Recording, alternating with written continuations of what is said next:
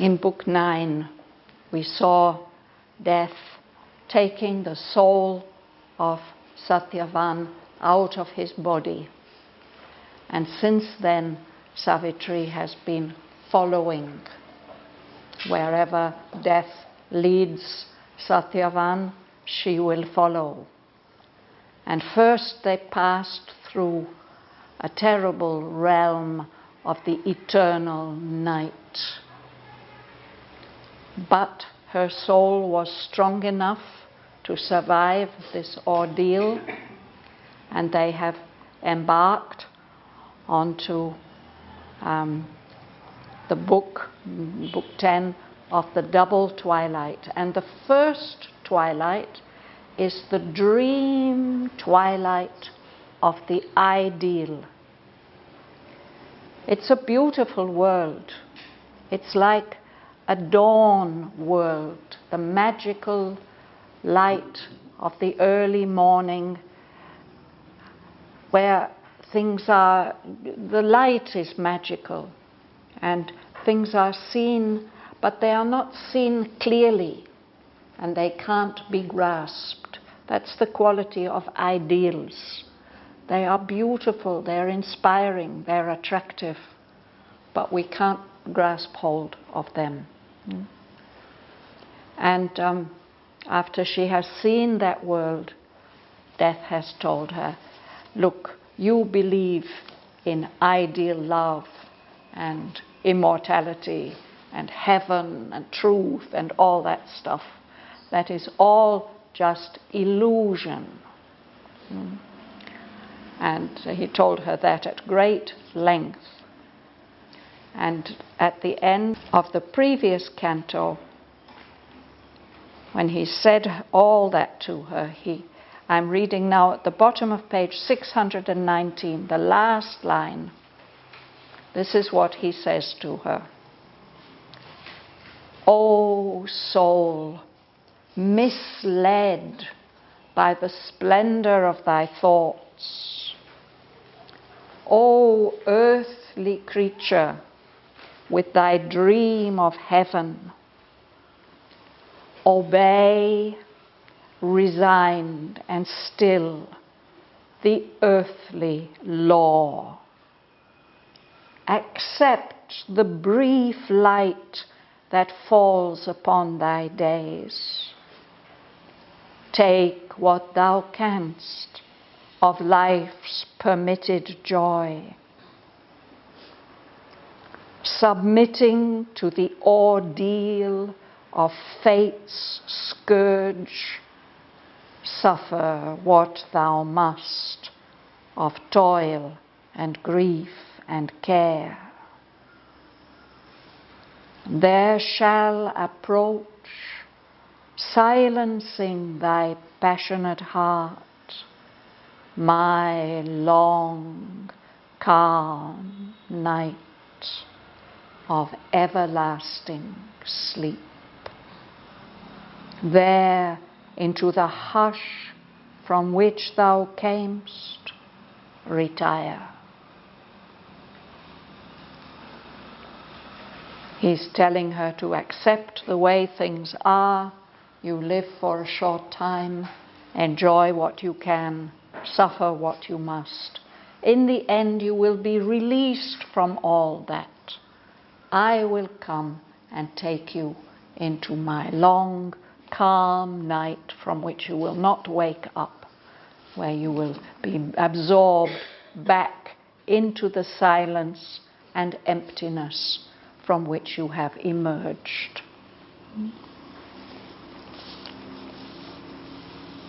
So now I'm going to read on from there. The next canto is called The Debate of Love and Death.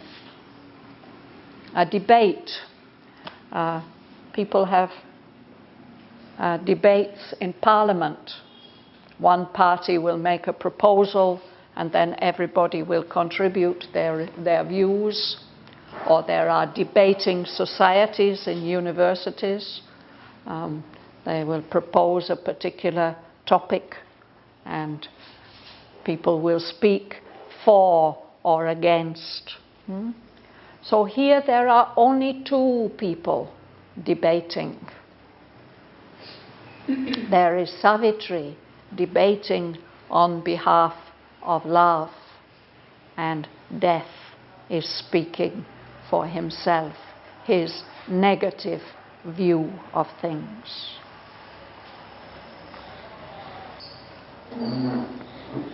So the first lines refer to what he had said, which I've just read. A sad, destroying cadence, the voice sank. It seemed to lead the advancing march of life into some still, original, inane.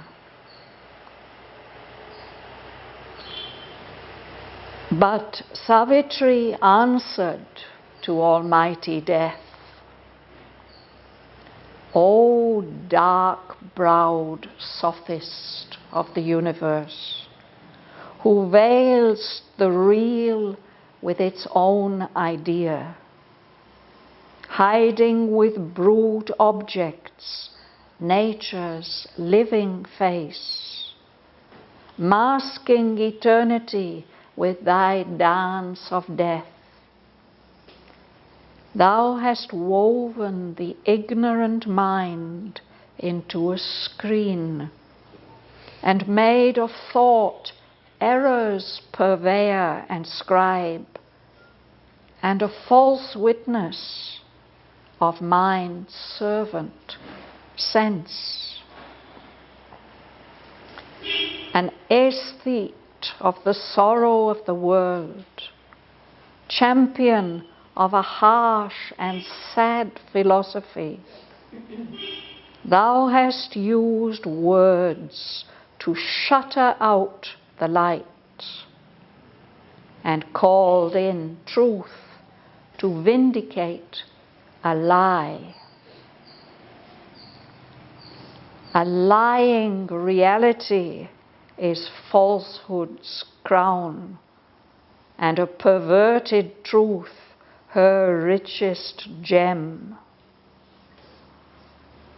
O Death, thou speakest truth, but truth that slays. I answer to thee with the truth that saves. A traveler, new discovering himself, one made of matter's world his starting point. He made of nothingness his living room, and night a process of the eternal light, and death a spur towards immortality. God wrapped his head from sight in matter's cowl. His consciousness dived into inconscient depths. All knowledge seemed a huge dark nescience. Infinity wore a boundless zero's form. His abysms of bliss became insensible deeps. Eternity, a blank spiritual vast. Annulling an original nullity, the timeless took its ground in emptiness and drew the figure of a universe, that the spirit might adventure into time and wrestle with adamant necessity, and the soul pursue a cosmic pilgrimage. A spirit moved in black immensities and built a thought in ancient nothingness. A soul was lit in God's tremendous void. A secret labouring glow of nascent fire. In nihil's gulf, his mighty puissance wrought. She swung her formless motion into shapes, made matter the body of the bodiless. In a sad, destroying cadence, the voice sang. It seemed to lead the advancing march of life into some still original inane. So this is the voice of death. He finishes what he has to say. That dreadful voice of his sinks with a sad cadence. A cadence is a phrase in music that comes back to the bass note. When we hear that bass note or key note, then we feel, oh yes, this is coming to an end now. So that music of death's voice is a sad music, and it carries a quality of destruction. It's negativity, it's refusal. So that voice and the words that he says seems as if it will lead life, the advancing search of life, life evolving, developing ever new forms, always looking for new possibilities.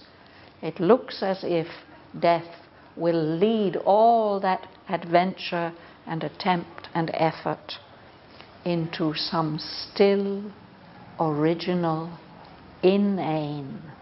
Sri Aurobindo uses this word several times in Savitri. Inane, when we use it as an adjective, means something without meaning or significance.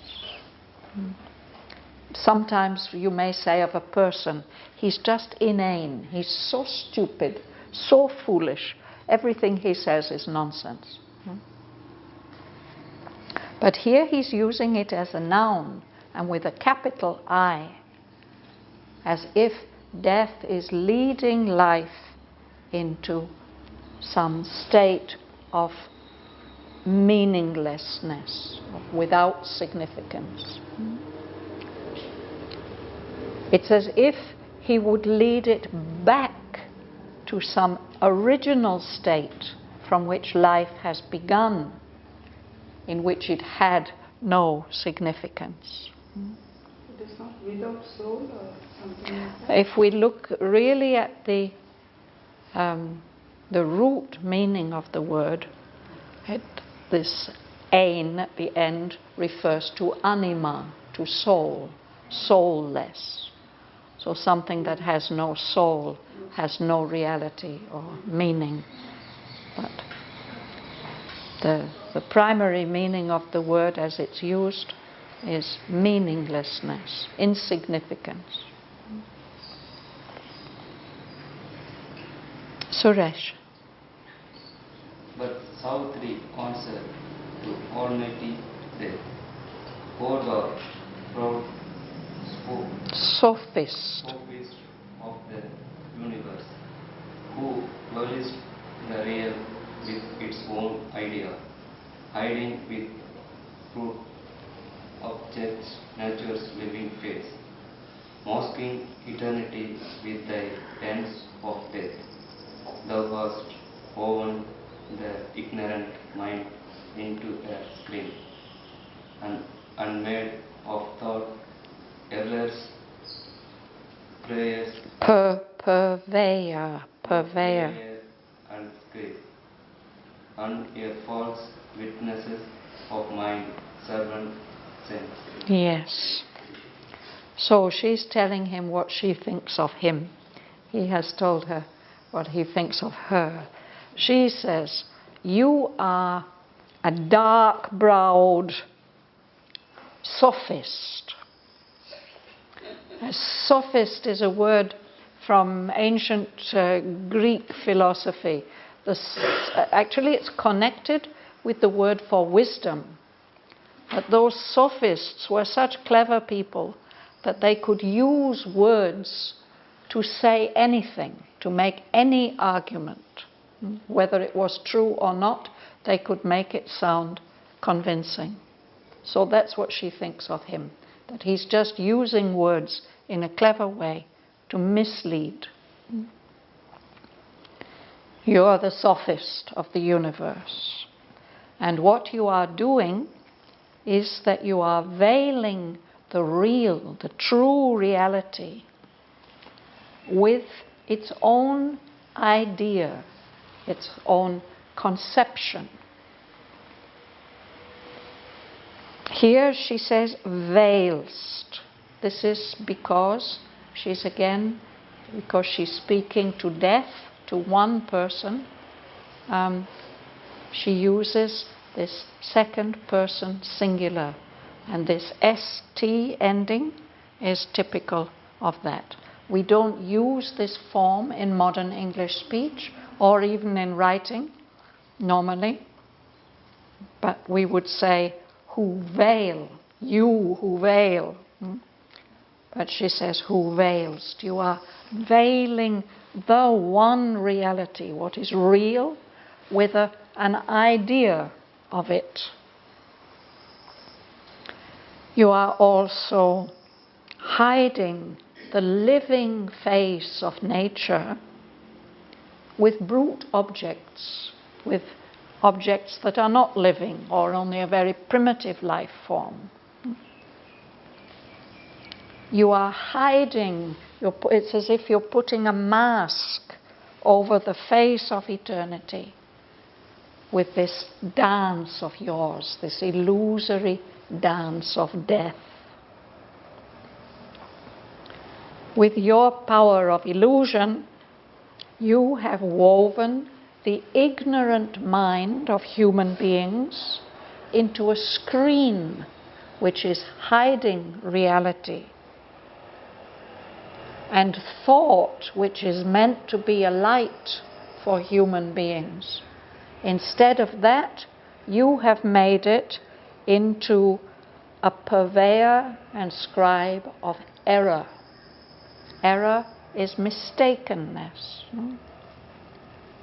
And a purveyor is somebody who supplies things.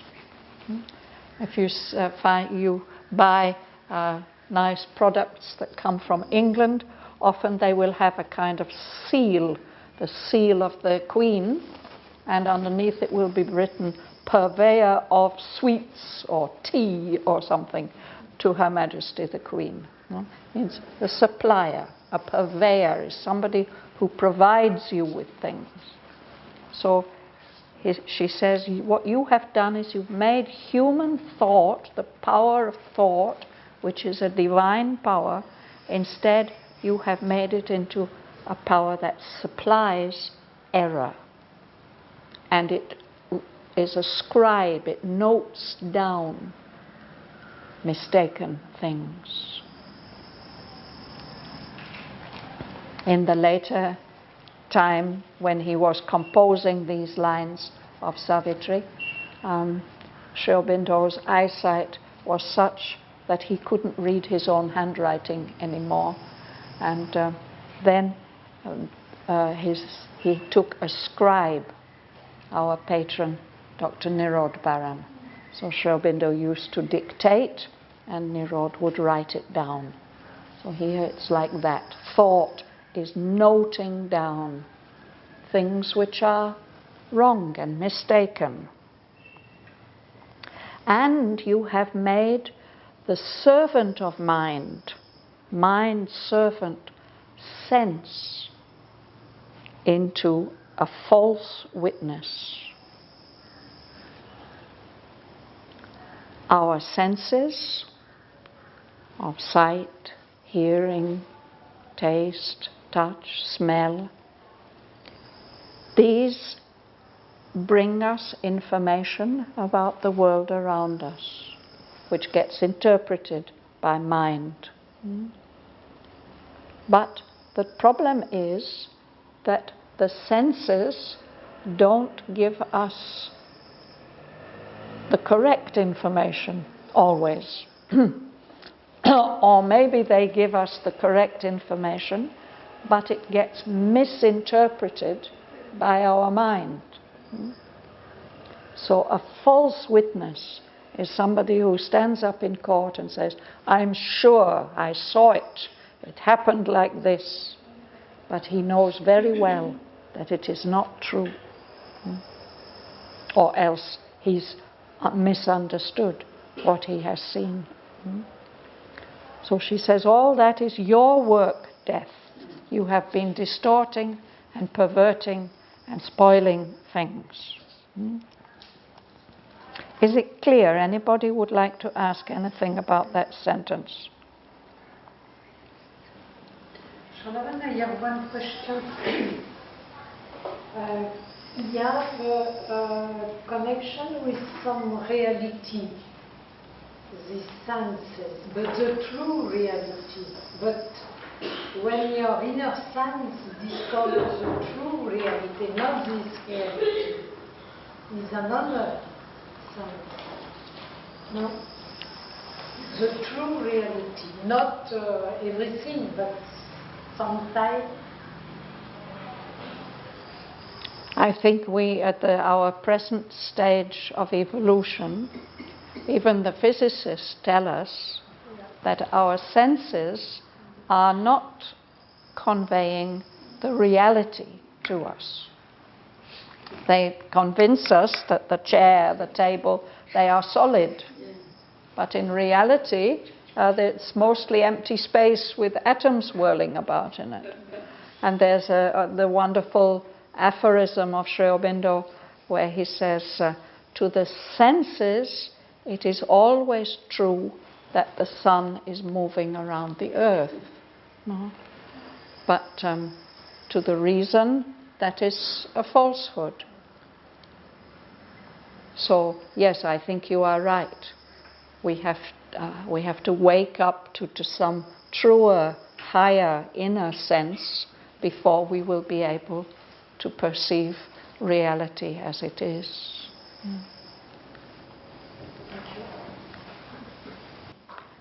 Bhavan. Essence of the sorrow of the world, champion of a harsh and sad philosophy, thou hast used words to shutter out the light, and called in truth to vindicate a lie. So she's again telling him what he is. She says, you're an aesthete of the sorrow of the world. An aesthete is a person who enjoys beauty, who's always looking for beautiful things, wanting to enjoy and delight in them.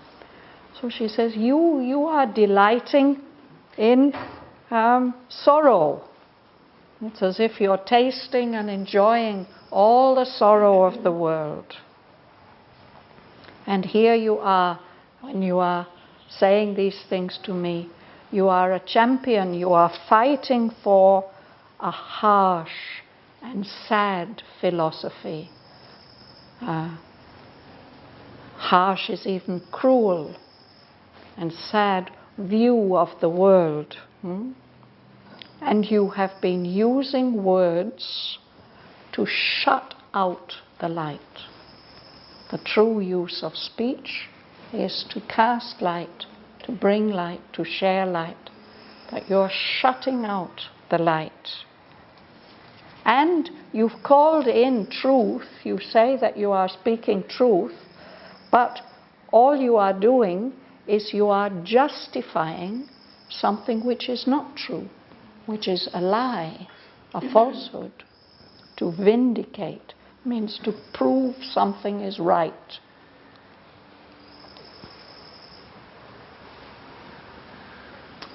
Varadarajan. The lying reality is far too strong. and a perverted truth are richest gem.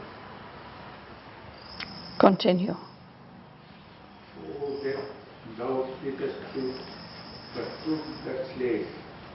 I answer to thee with the truth that saves. Yes. So, falsehood, the best that falsehood can do, the crown of falsehood, is to proclaim a reality that is a lie, a lying reality, a misleading reality. That's the crown of falsehood. And a truth that is twisted so that it's not true anymore, a perverted truth, is her richest gem, her richest jewel. O death, she says, you're speaking truth in a way, but you are speaking the truth that slays, that destroys. And I am going to answer you with the truth that saves. And that is the keynote of this whole part of the book. We noticed last time how convincing death's arguments are, because they are the way that we think. This voice of death is the way that we normally think. That's a truth in a way, but it's a destructive truth. Savitri, we should pay great attention to what death says and notice that, oh yes, that's how we think. And then we must pay attention to what Savitri says and see that she casts a new light, a saving light, on the same points which he is making. I answer to thee with the truth that saves.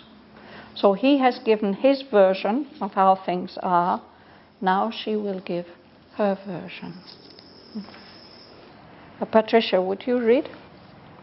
A traveler, new discovering himself.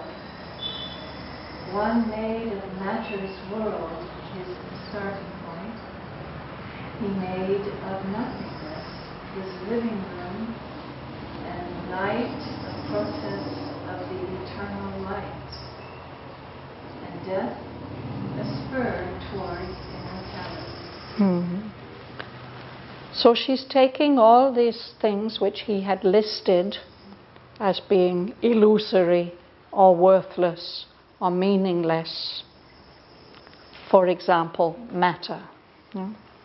But she says there is one who has taken matter's world, created it as his starting point. He has taken the nothingness, whatever emptiness and void that you keep talking about as the original state of things. He's made that nothingness his living room. He is living there. And this night, this darkness, he has turned it into a process of the eternal light. There's this.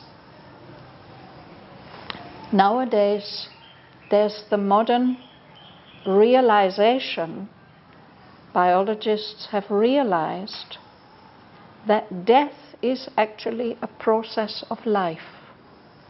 And the two things go together. That death is not an end and a darkness. That something, it gets dissolved, and then those elements are used to continue with life. Death is a process of life.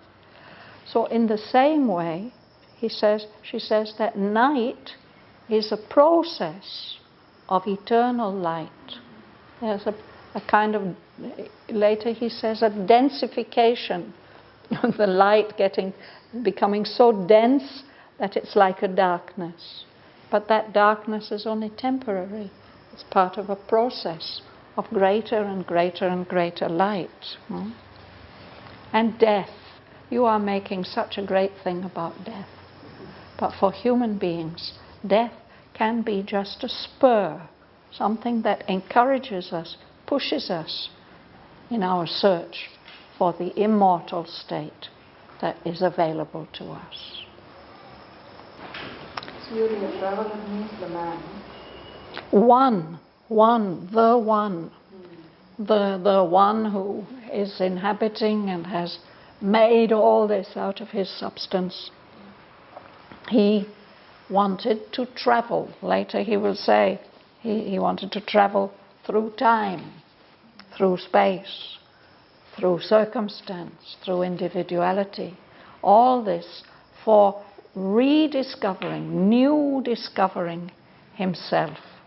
The one consciousness is traveling in the world, disguised as all of us, experiencing himself in so many different ways. So all this is not meaningless. All this is the great journey of the one who is endlessly and infinitely discovering himself in the world of matter.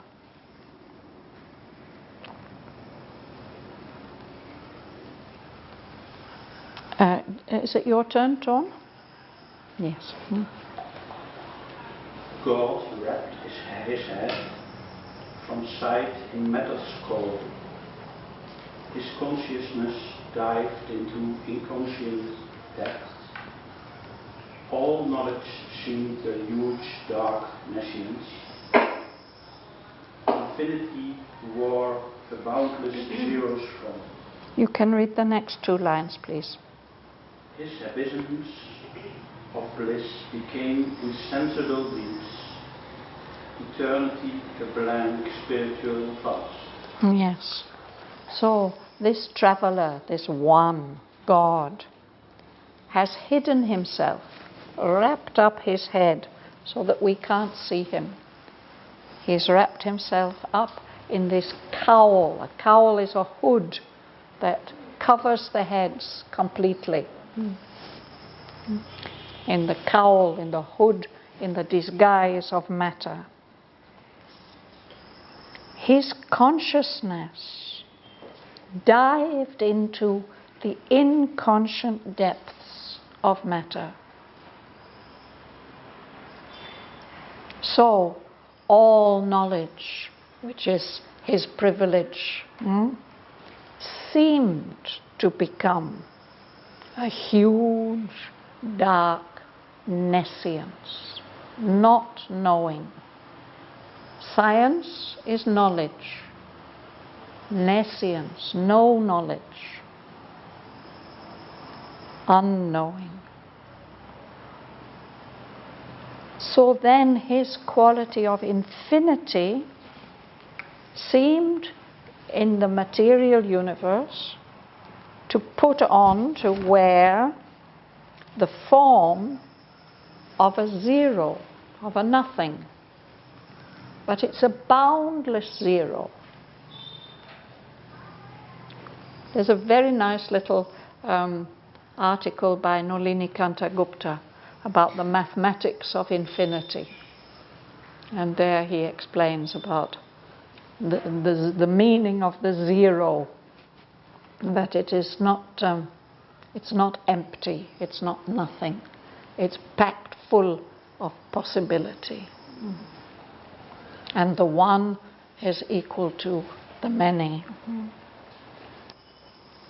So the infinity of God put on this appearance of a zero, of a nothingness. His abysms of bliss. Consciousness and bliss are the qualities of the supreme existence, no?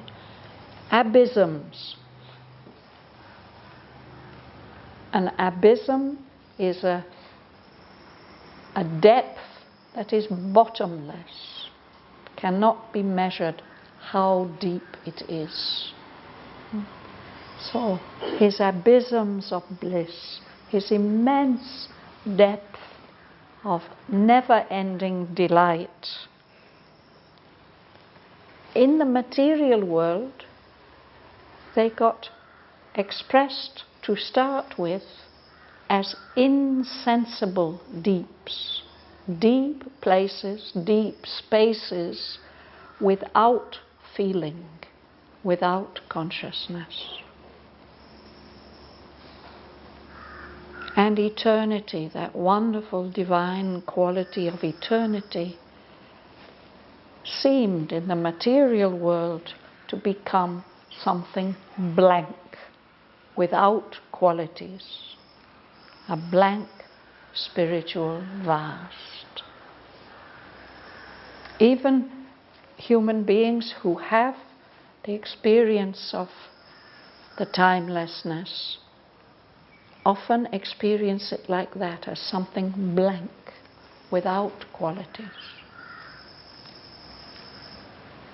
But again, Mother says, that's just because the way our consciousness is not used to being able to experience eternity. Actually, it's boundless, eternal potentiality which is there. So it's as if God, coming into the world as a traveler to discover himself, has turned himself into his opposites, his opposite qualities. Chandra, you'll read. Underneath original unity, the timeless took its ground in emptiness and gave the figure of the universe, that the spirit might adventure into time and wrestle. We don't have to say the W and we don't have to say the T. Wrestle. With utmost necessity, and the soul pursue a cosmic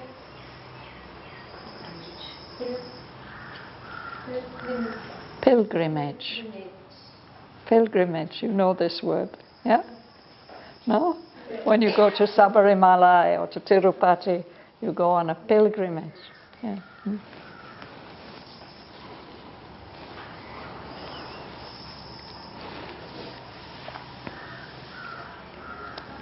Annulling an original nullity.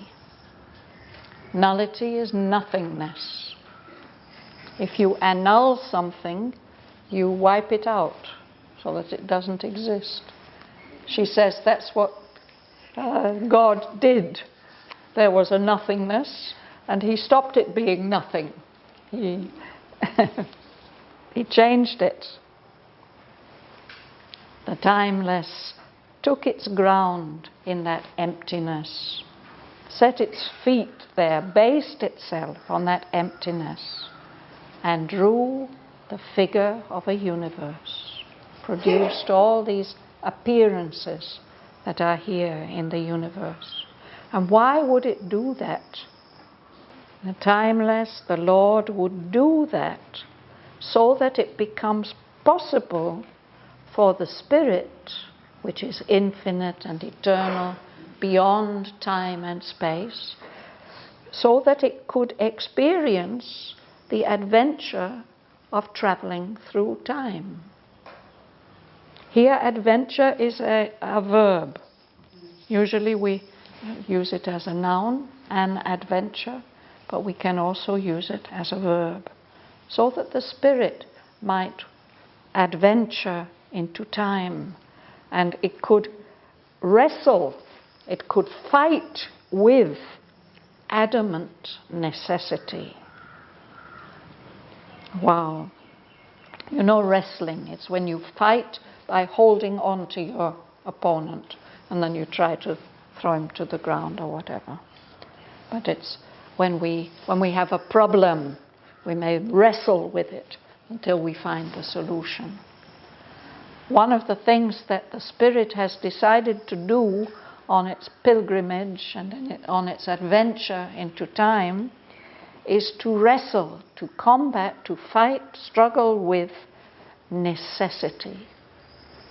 The laws of physics, the way things are set up in this universe, the way things seem to be set up in a certain way which we can't change. But in fact, the spirit can change them, and that's one of the things that it enjoys doing. And so that is the purpose of creating this figure of a universe. And another purpose is to enable the soul, individual souls, to follow a pilgrimage, a journey towards a sacred end. When you go on pilgrimage, you're going to some sacred destination. So the soul is traveling through the universe and all the appearances of the universe to reach a wonderful divine fulfillment at the end.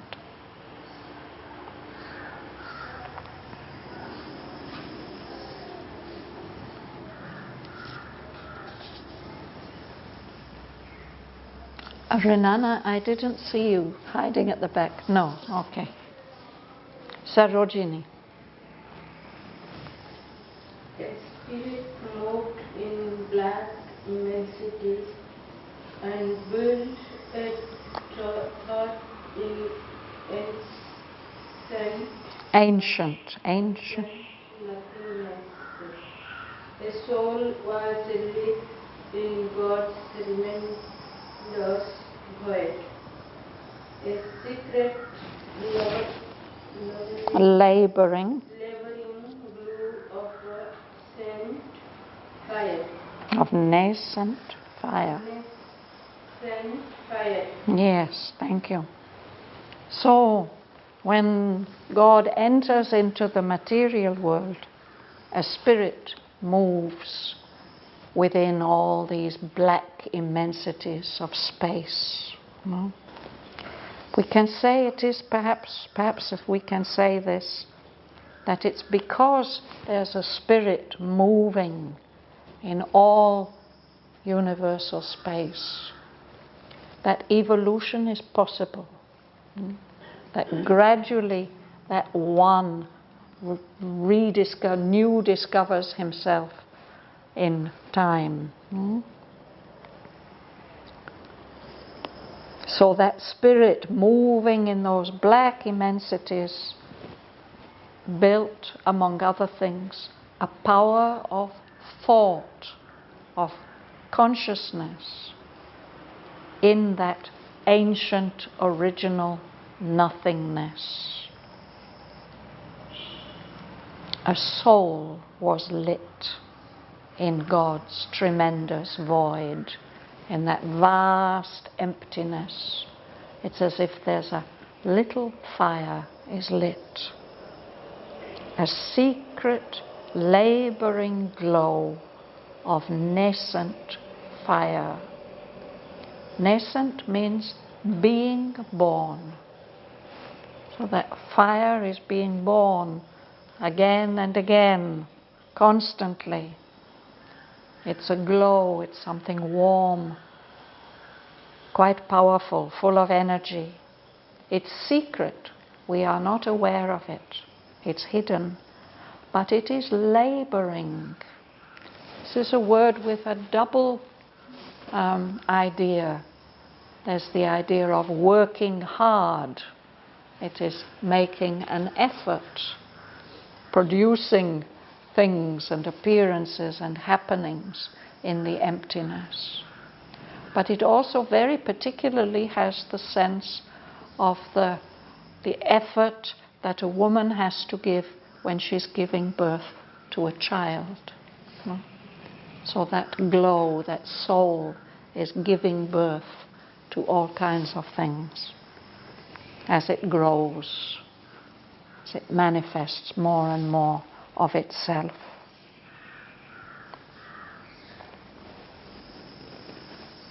I've forgotten your name. Tina. please, yes. Emil's gulf is mighty Puissance. wrath. She shrunk her formless motion into shapes, made matter the bodies of the bodiless. Yes. So she, in that nothingness which death is talking about, in that gulf, in that deep space of nothingness, God's mighty puissance, His mighty power worked, wrought.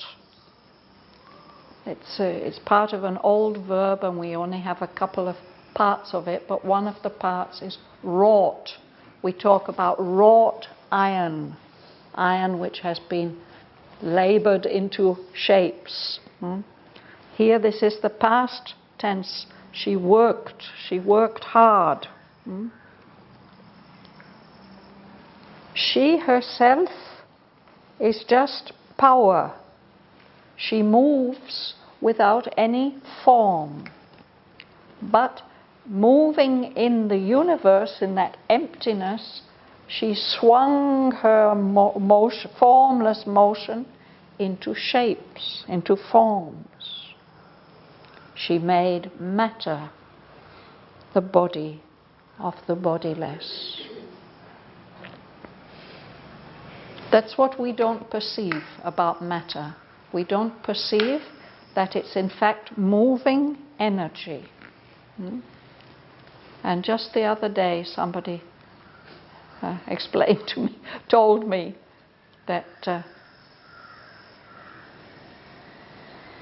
for her it was somehow easy to grasp the idea of the divine as Shakti, as energy, because that's what the physicists tell us, that everything is energy. Yeah? So energy is formless, but out of that formless energy, which is all moving, these forms which seem permanent to us are made.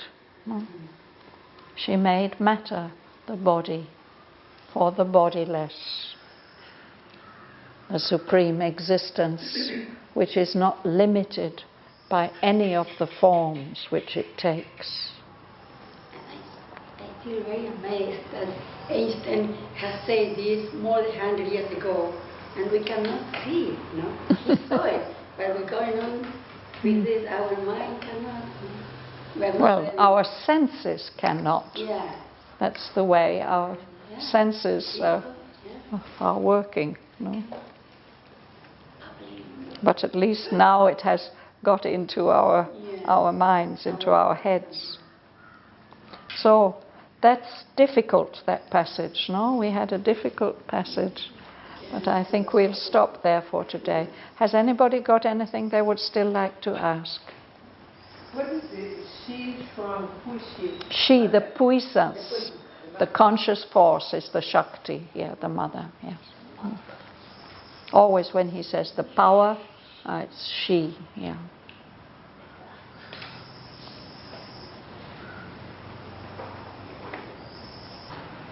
So those who can stay, we can read these few lines, 40-odd lines, together.